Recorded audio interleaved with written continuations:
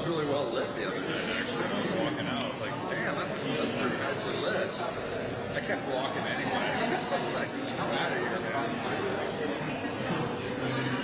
I'm just saying. Did you get that photo? Whatever you're looking at. Oh, Collins? Heads up.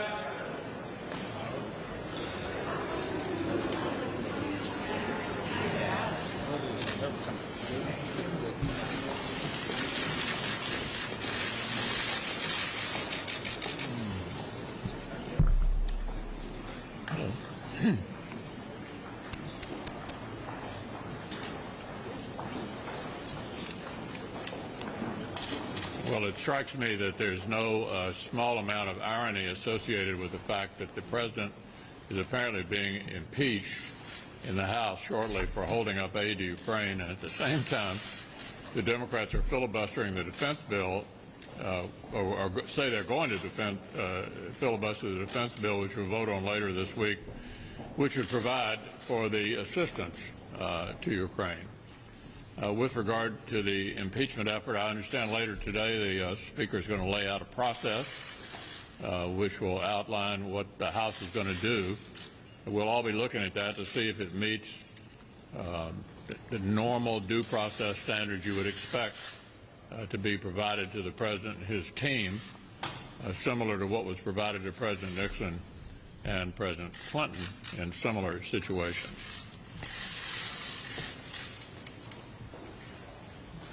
Well, as the leader pointed out, the Democrats in the Senate seem intent on blocking defense appropriations. We'll see. We're going to have a vote. They'll get a chance to show us tomorrow what they really think about that. But if they follow through on their intentions to try and stop defense funding, it will be incredibly poorly timed in the wake of an event last weekend where, at the direction of the President and his national security team, our intelligence professionals and special operators were able to bring al-Baghdadi to justice, something that's very good news for the American people and very good news in the war and the continued fight against terrorism.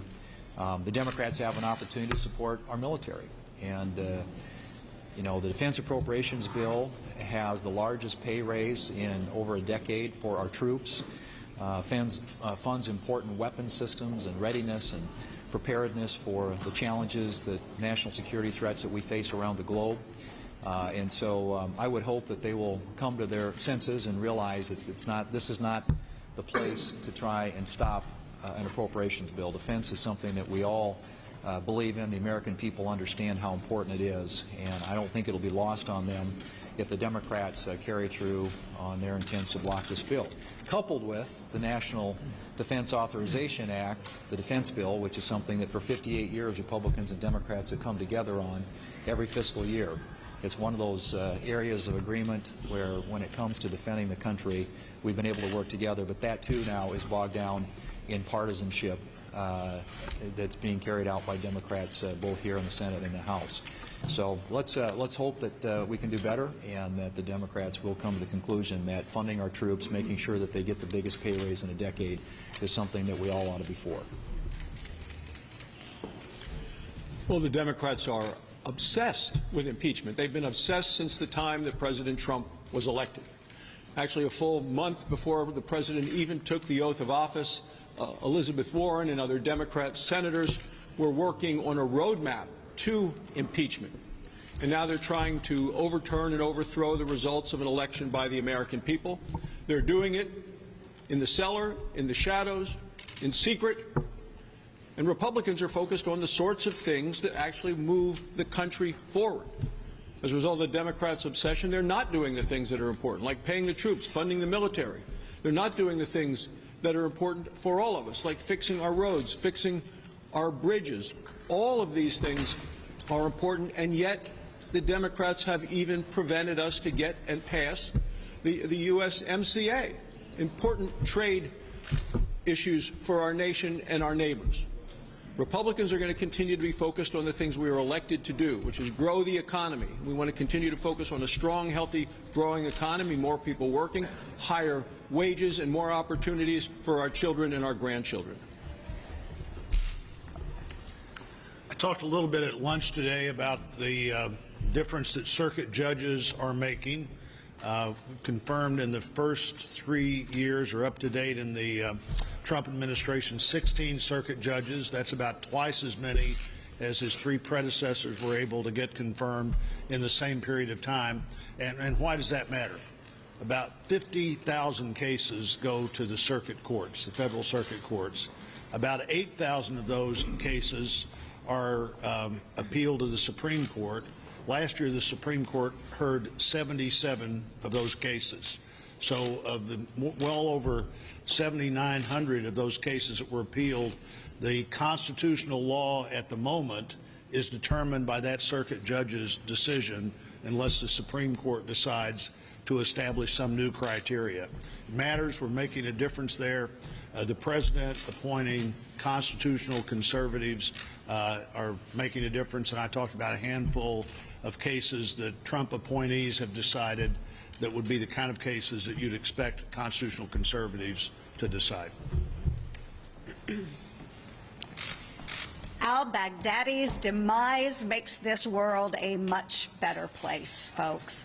I would like to commend the President, our intelligence community, and, of course, our wonderful Special Operations Forces for their accomplishment in this mission and for making sure that al-Baghdadi was brought to justice. Now, there is information that was released this morning that gives us indication that the likely successor to al-Baghdadi was also killed. And again, folks, our world is a much better place. So let's make this a warning to all terrorist groups out there, all extremists, that you cannot hide. You cannot hide from us, and we will bring you to justice. That is our warning to you. Our world is a safer place, and again, it is because of our wonderful troops. And we hope that we are able to continually fund our troops in an appropriate manner. I do hope that the Democrats will join us in supporting our men and women in uniform. I would encourage all of you to support our men and women in uniform. And I'd also, just as a final shout out, I want to give a shout out to that wonderful canine that tracked al-Baghdadi. Hey, that's a good, we should give him an attaboy or attagirl. The world may never know. So thanks so much, and again, congratulations to the men and women of this mission for a job well done. Well, I want to commend our special operators and members of the intelligence community for eliminating al-Baghdadi, the most wanted terror leader in the world, the head of ISIS. I also want to applaud our president for making the bold decision to send our special operators on this important mission. It's a good time to reflect on those who have given their lives to try and defeat ISIS, an ongoing battle. Jordan Spears is a Marine from Memphis, Indiana. He gave the ultimate sacrifice, and his family continues to suffer the anguish of his memory, but they know he did not die for naught. He died for all of us, and I know there are other service men and women who've made similar sacrifices around the country. Peter Kasich, he died at the hands of ISIS. He's from Indiana. His family continues to suffer.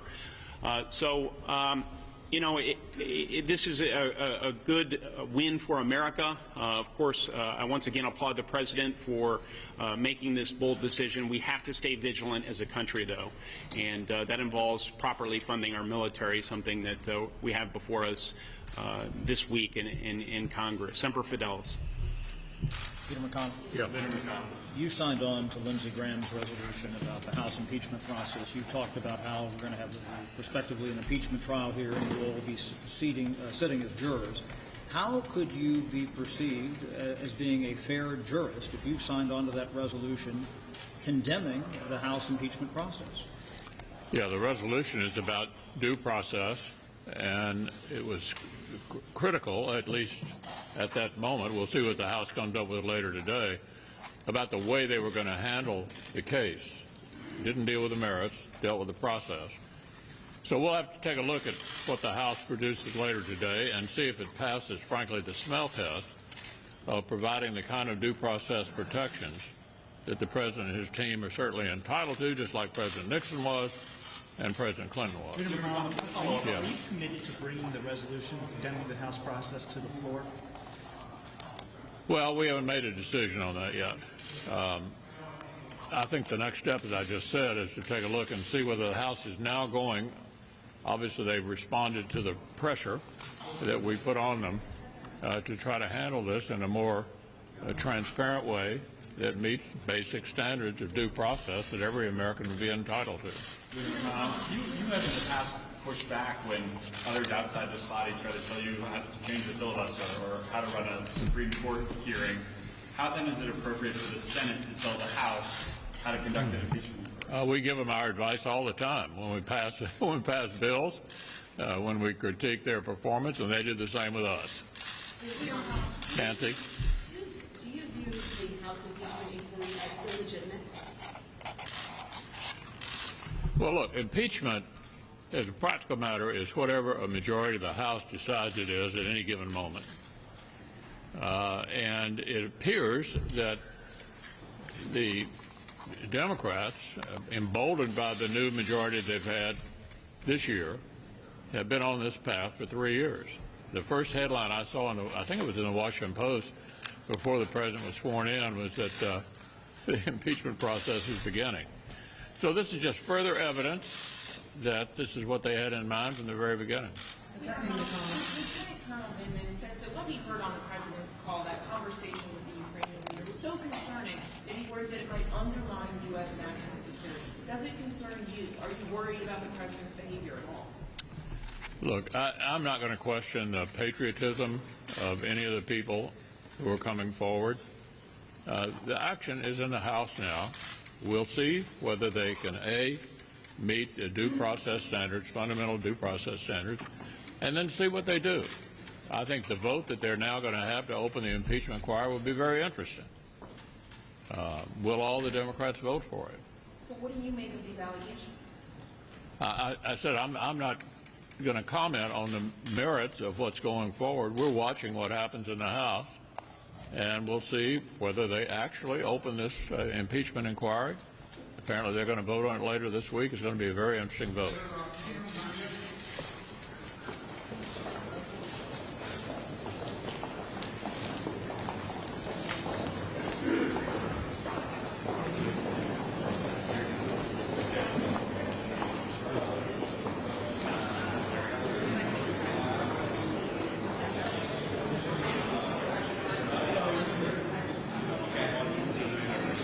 Hey, Vern, where are you, man?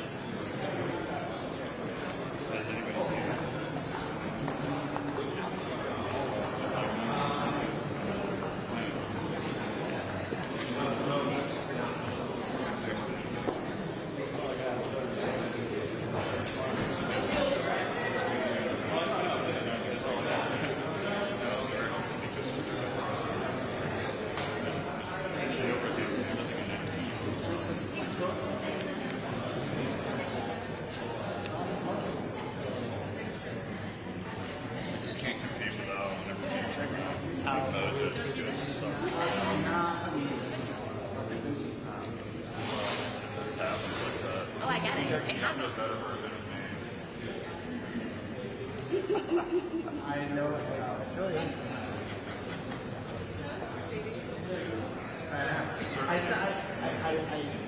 I was listening and it sounded like he was kind of... No, it wasn't small. I did not do it.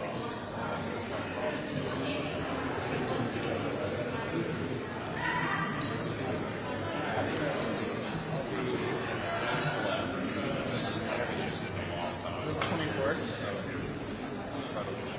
I'm mistaken. Oh, sure, yeah. My first year here, I shot everything with a 24 and a 50, and it was like, beautiful.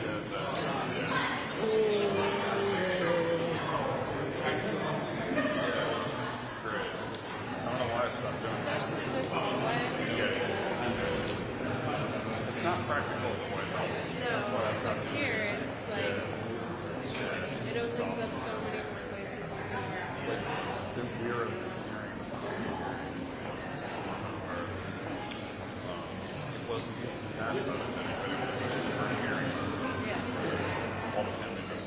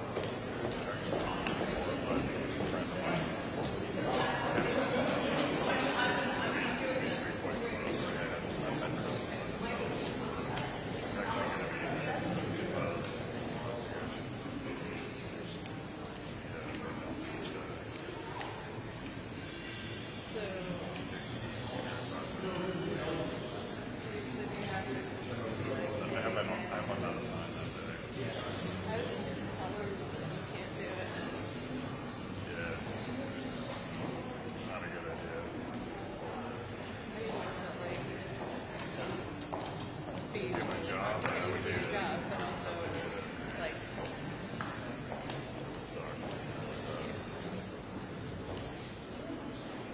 also theoretically, like your job should not want you to cover it. I'm sure.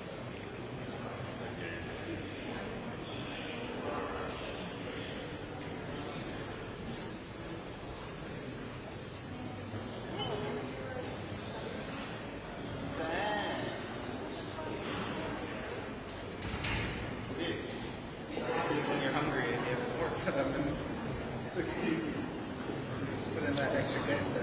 You know, it's really hard.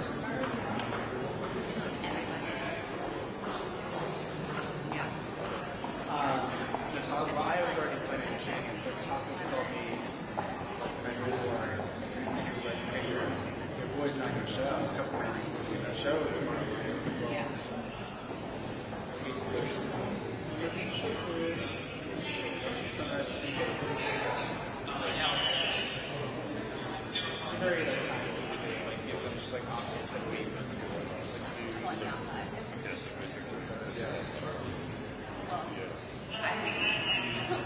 And like we always There's these 2 doors that you line up outside. There's always these 2 doors. They're solid. There's a window about this way. About this small.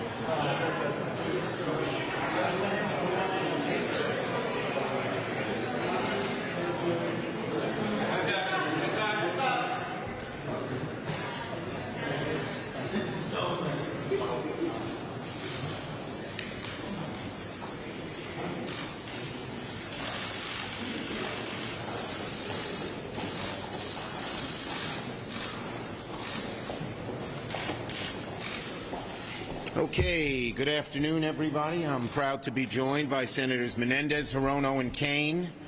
Now, on Sunday, our country and many others welcomed the news that al-Baghdadi was no longer a threat, and our brave Special Operation Forces were safe following the end of a bold and successful mission. And this is a great victory for the safety of our country and the safety of our allies and our partners. But we must not forget the fight against ISIS is certainly not over. We must not confuse the death of this evil man with the total defeat of ISIS. Because of the President's abrupt, reckless decision to withdraw U.S. troops from northern Syria, the threat of potentially hundreds of ISIS prisoners and sympathizers, many of them dangerous, who have escaped in recent weeks, is growing every day. We've not heard a single word from the Trump administration on the plan to deal with the escaped prisoners and to ensure the enduring defeat of ISIS, which is exactly why the Trump administration should brief the Congress on what the plan is. Now, finally, after we pushed for 2 weeks, we are getting a briefing tomorrow.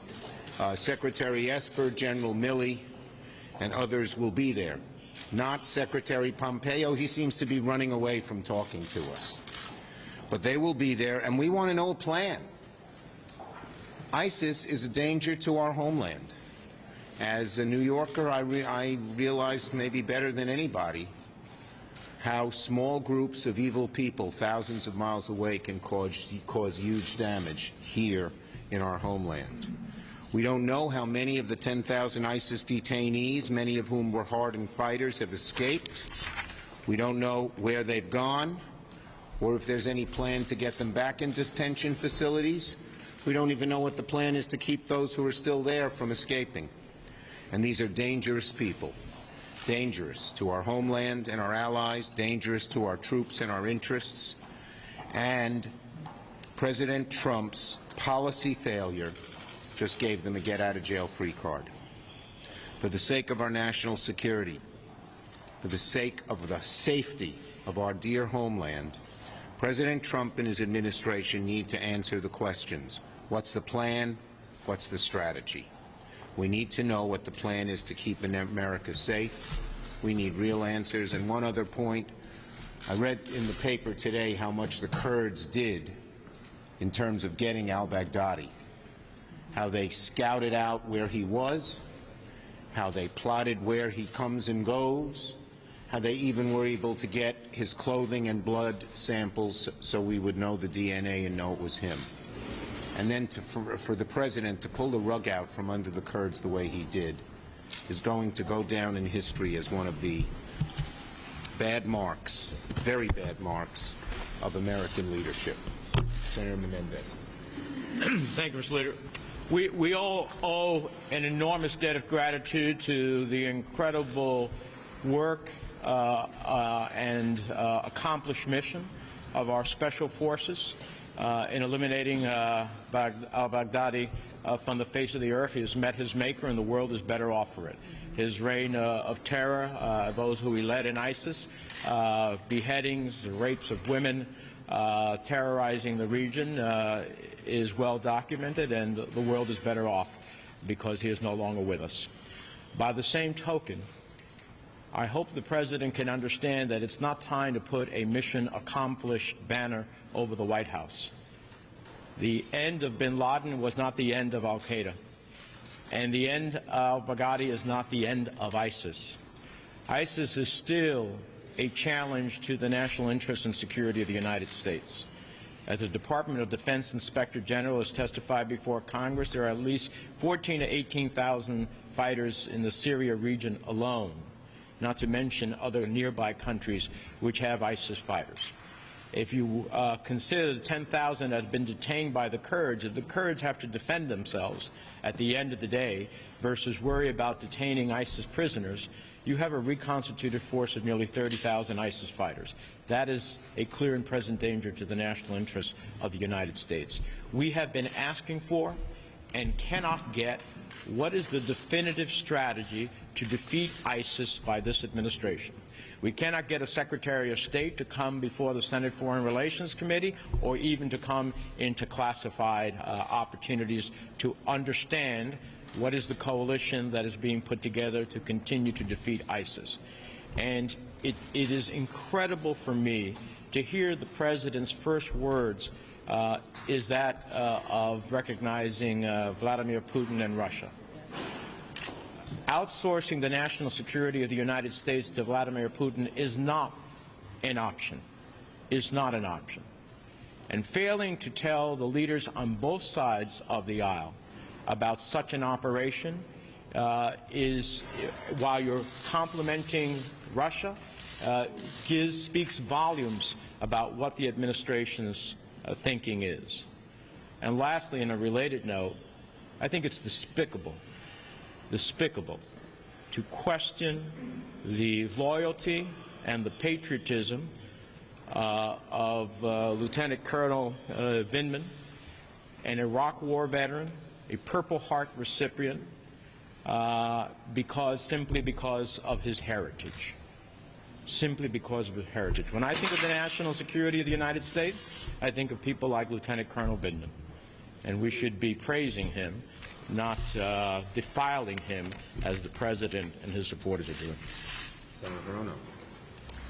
Thank you very much. I'm glad to be here with my colleagues. The death of al-Baghdadi is indeed good news, and it causes a disruption for ISIS, but this is not a mission accomplished moment with regard to ISIS, because we all know that they have not been eliminated, and there's a great concern that there will be a resurgence of ISIS, including, of course, what's happening to the 10,000 or 11,000 ISIS fighters who are detained by the Kurds, of which maybe some 100 have already escaped to we don't know where. And in watching the President make his announcement about the success of this operation, my heart sank when one of the first things he said, aside from always talking about it in terms of his victory and himself, was to acknowledge Russia and Turkey. My heart sank, and he gave short shrift to the important intelligence that was provided to us by the Kurds. To listen to the President, now it was bad enough that he turned his back on our allies, the Kurds, but then he adds an injury to insult by really giving them short shrift and how much they were a part of the success of this operation. But that's nothing new coming from this President. I want to emphasize again, we need to thank the Special Operations Forces and the Kurds, our allies, that we turned our backs on, and the importance of our allies. As a member of the Armed Services Committee, every military person who comes before the committee talks about how important our allies are. You think that they're not totally concerned that we have turned our backs on the Kurds? This is creating ramifications that I know that the President never considered. And this is what happens. The President makes these kinds of precipitous decisions without thinking about the consequences or the ramifications, not just to our country, but to other allies, definitely to the Kurds, and the concern about resurgence of ISIS. So we would like to hear from the administration. What do you have in mind? How are you going to mop up the mess that you, Mr. President, has created? What's going to happen with ISIS? What are your plans? And by the way, when you say that our forces are leaving Syria and yet you're sending hundreds of them to guard the oil fields, it's inexplicable. And I would like to add to my colleague Senator Menendez in giving our support to Lieutenant Colonel, who is a patriot. He is a decorated hero, still working for our country, to be insulted and to be questioned because of his background and the fact that he, well, it's just those people who are questioning his patriotism are the ones whose patriotism truly should be questioned. Senator King. Baghdadi, ISIS, and the Kurds. So the world is a better place with Abu Bakr al-Baghdadi gone, a terrorist of the highest order, and praise to all who participated in getting rid of him. But we know from experience, Mullah Omar, the founder of the Taliban, died in 2013, and we're still fighting the Taliban together with our Afghan partners. Bin Laden in 2011, we're still fighting al-Qaeda in multiple countries. And so if recent history demonstrates anything, it's that the death of one leader just allows others who share the ideology to move forward. And so the battle is not over. With respect to ISIS, Senator Menendez asked a very pointed question at the hearing that we held last week, the Senate Foreign Relations Committee hearing, where we had Ambassador Jeffrey. Remember, Ambassador Jeffrey was pulled out of retirement by President Trump because of his life experience in the region and asked to lead the Trump administration's work to support the anti-ISIS effort and to support what we were doing in Syria. And when Senator Menendez asked Ambassador Jeffrey, was he consulted with at all with respect to the precipitous retreat, the Trump retreat, he said no, he wasn't consulted with. And this is President Trump's own hand-picked envoy. It demonstrates the chaos of this decision. We need to hear the anti-ISIS plan. If the hand-picked envoy wasn't consulted and doesn't know what the plan is, that should make America very worried. Finally, the Kurds. The Kurds have been our best partner by far. There's not a close second in the battle against ISIS. Nearly 20 American lives were lost in the battle against ISIS, including some Virginians, but more than 11,000 Kurds lost their life partnering with the United States in the battle against ISIS. They joined with us at our request. When we asked them to go outside of the Kurdish region of Syria to help us retake Raqqa, they said, well, that's not Kurdistan. Why would we go in and fight against Arabs and go outside of the the Kurdish area of northern Syria? But they decided to do it because they thought partnering with the United States would promote a better future for the Kurds.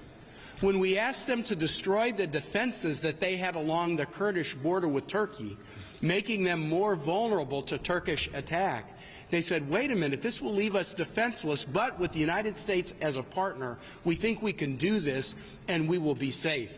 When they learned we were pulling out like that from northern Syria, the key Kurdish military leader didn't say you abandoned us, didn't say you betrayed us. He said you've tricked us. You have tricked us by making us take our defenses down and then leaving us vulnerable to slaughter by the Turks. That is no way to treat an ally. And when we put our troops then, we're removing our troops, but then they find that we're actually protecting oil wells. Is it oil, not people now? Is it oil, not allies now? What kind of message does that send to anybody that the United States would ask to be allies in the future? Thank you, Tim. Okay, yes. Schumer, the House is voting on a couple of measures related to Syria, sanctions, and also an Armenian genocide resolution. Should there be a similar vote here in the House? Well, those are two separate votes. Yeah. I think both should be voted on in the Senate. We certainly should deal with sanctions to just protect President Trump when it leaves our nation vulnerable. And I hope Leader McConnell isn't doing that, but so far that's what his actions indicate, because he's refused to bring up any of these resolutions.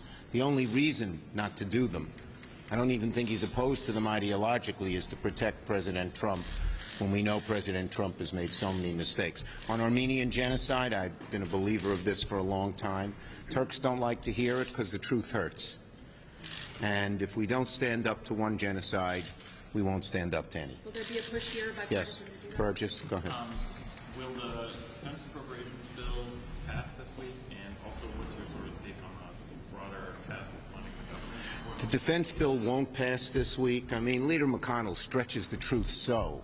He's saying Democrats are preventing it from happening and preventing our soldiers from getting paid. Well, first of all, the soldiers get paid no matter what. They get a 3.1% increase in January, whether we pass or not. But McConnell knows the truth, which is simply that unless you have a bipartisan negotiation on the appropriations bills, nothing will happen.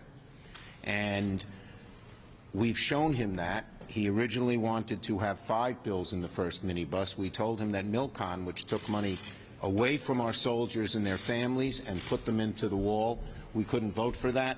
Take it out and we'll pass these other bills, which are bipartisan. We did.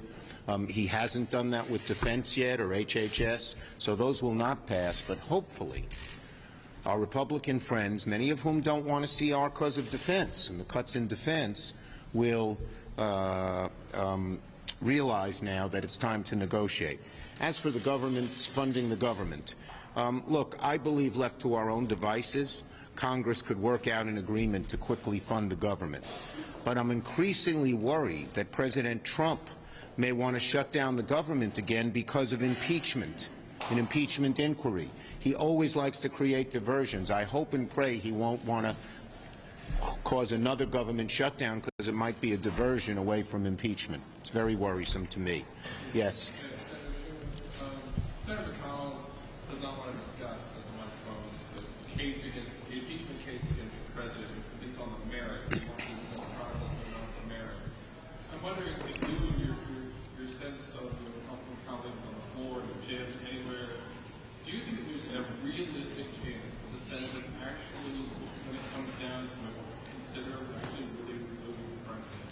Well, look, I think we ought to wait and see the case that the House presents. Today, Colonel Vindman made a very strong case that what the president did happened and was very, very wrong. And to defile him, sometimes you wonder how low this president can go, but he keeps getting lower and lower.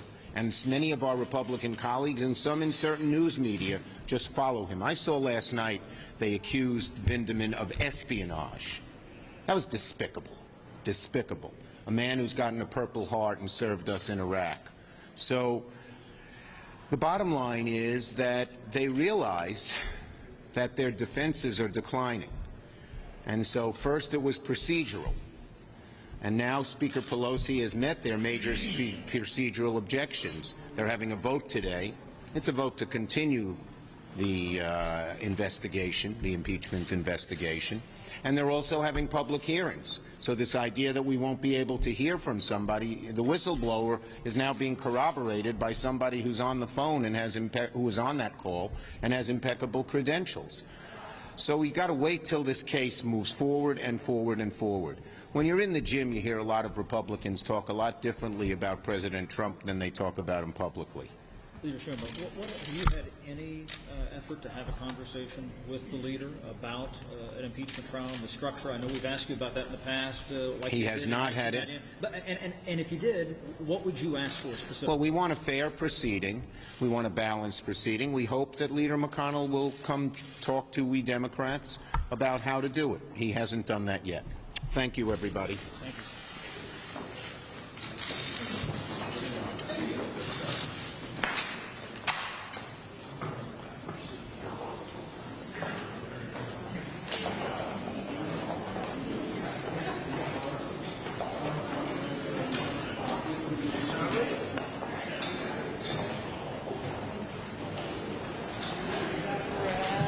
I got it. Thank you.